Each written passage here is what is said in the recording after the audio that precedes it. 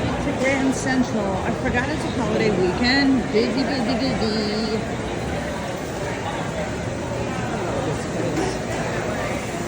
So you have to get off the Long Island Railroad and then come up to Grand Central to take Metro North up to Connecticut.